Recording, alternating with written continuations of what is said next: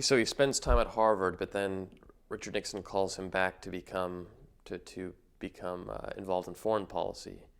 Yes, become ambassador to India. Yeah, it's like anything else. He makes him an offer, and this offer sounds like a lot of fun.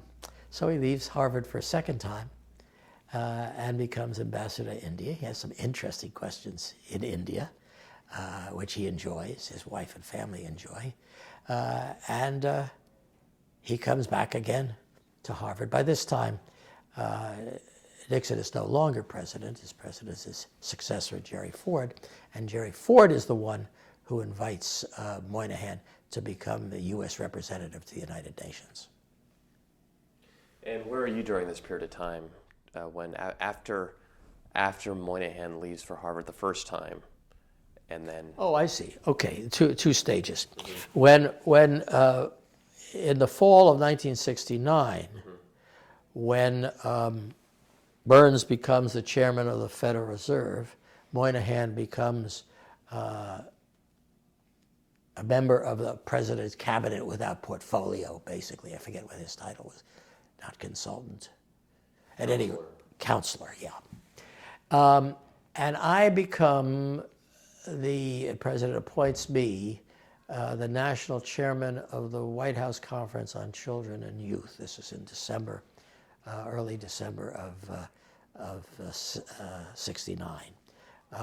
This is the oldest of the White House conferences. It was started by Theodore Roosevelt in 1909. There has been one every 10th year. There is to be one in 1970, but they're well behind the planning. And he asks me to be the chairman. I accept. And while it's called the White House Conference, my offices are no longer in the White House, although I still have White House mess privileges and that sort of thing.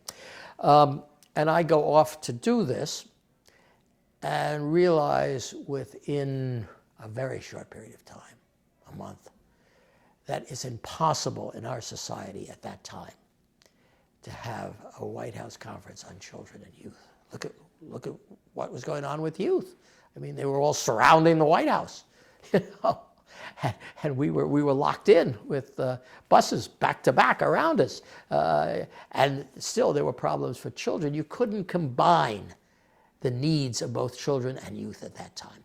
So I proposed back to the president that we divide this. I didn't want to be there in the first place. Now I'm proposing that we double it and that we have a White House Conference on Children in 1970 and a White House Conference on Youth, totally different set of subjects, in 1971. He agrees to that, and that's what I do. So I'm in the administration through 1971 and then leave the administration and go to the Brookings Institution as a senior fellow, where I've been ever since, where I had an offer in '68 when I chose to go into the administration, and the offer was on the table, and I accepted it, and I've had a happy life at the Brookings Institution ever since.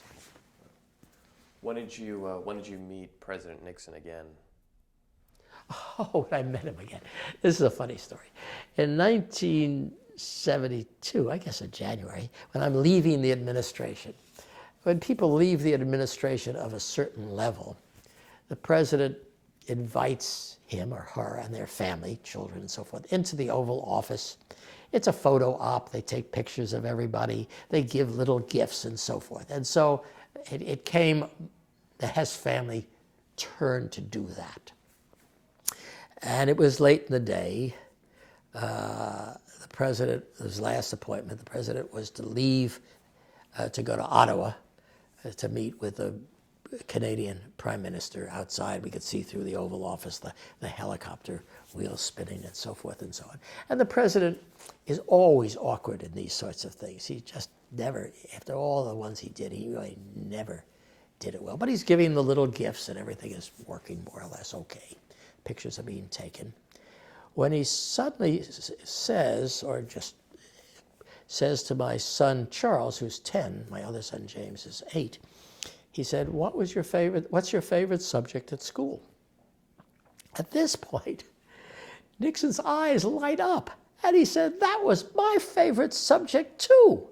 Now he wants, now of course the military aid is getting nervous because we're going on longer than we're supposed to be, but the president wants to take my son around the Oval Office, the perimeter of the Oval Office, because it's full of these gifts that he's received from other countries. There's the bonsai tree from China and so forth. And he goes through this, and it's sort of surprising and startling, but he goes through this, and then we're back in the middle, and he says to my sons, I want you to travel while you're young.